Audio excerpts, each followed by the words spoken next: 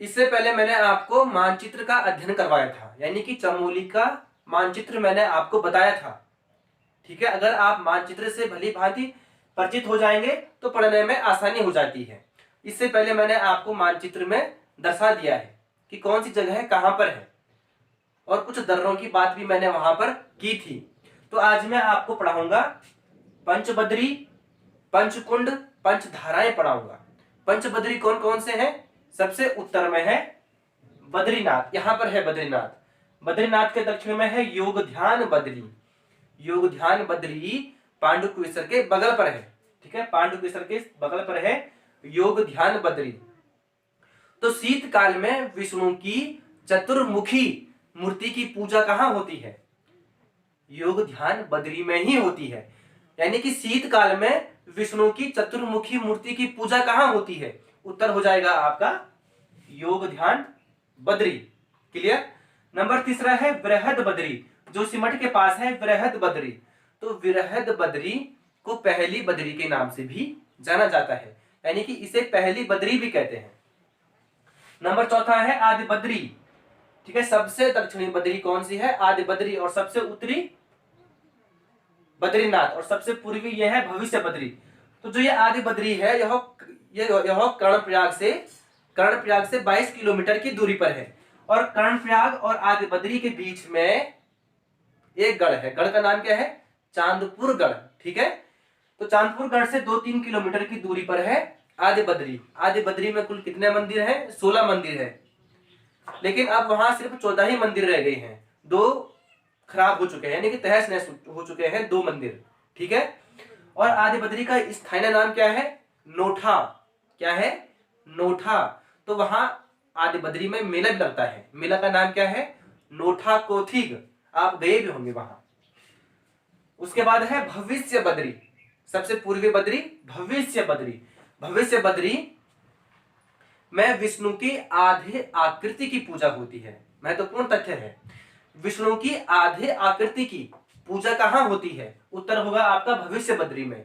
सबसे पूर्वी बद्री भविष्य बद्री। क्लियर। तो अब आपने डालना है हेडिंग बद्रीनाथ।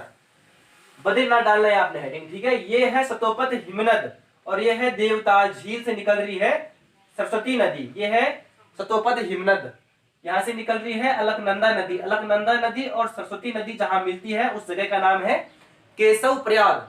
ठीक है, तो अलकनंदा नदी बद्रीनाथ होते हुए गोविंद घाट, पांडुकेश्वर और योग ध्यान और वृहद बद्री के बीच में विष्णु प्रयाग है। तो विष्णु प्रयाग होते हुए, जोशीमठ होते हुए और गोपेश्वर होते हुए नंदप्रयाग और कर्णप्रयाग होते हुए अलकनंदा नदी चमोली से बाहर निकल जाती है और रुद्रप्रयाग में प्रवेश कर जाती है।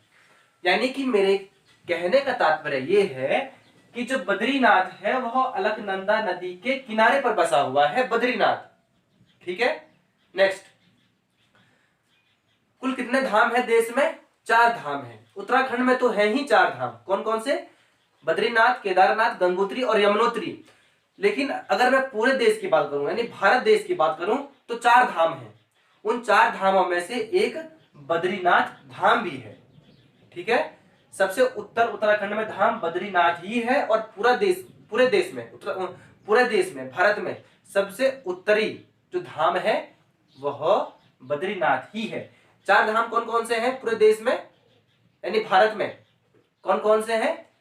बद्रीनाथ है, नंबर दूसरा है द्वारका, लिखना है बद्रीनाथ,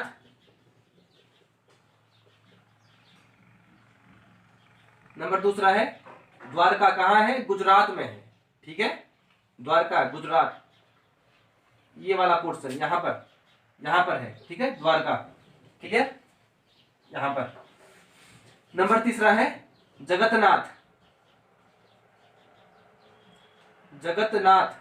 जगन्नाथपुरी कहां है? उड़ीसा में है। ठीक है, यहां पर है उड़ीसा। ठीक है, जगन्नाथपुरी कहां है? उड़ीसा में है। और नंबर चौथा है रामेश्वरम। 4 धाम कौन कौन से? बद्रीनाथ, द्वारका, जगन्नाथ और रामेश्वरम। अच्छा, अब्दुल कलाम का जन्म कहां हुआ था? इसका उत्तर आप नीचे कमेंट बॉक्स में देंगे मुझे। ठीक है, नेक्स्ट। बद्रीनाथ नर और नारायण पर्वत के बीच में है। ठीक है, बद्रीनाथ नर और नारायण पर्वतों के बीच में है। नर और नारायण पर्वतों के बीच में क्या है? बद्रीनाथ है। ठीक है, नेक्स्ट पॉइंट, पुराणों में बद्रीनाथ को बद्रिकाश्रम के नाम से जाना गया है। ठीक है, पुराणों में बद्रीनाथ को बद्रिकाश्रम के नाम से जाना गया है, मुक्ति पर्दा के नाम से जाना गया है और योग सिद्धा के नाम से जाना गया है। ठीक है, लिखना है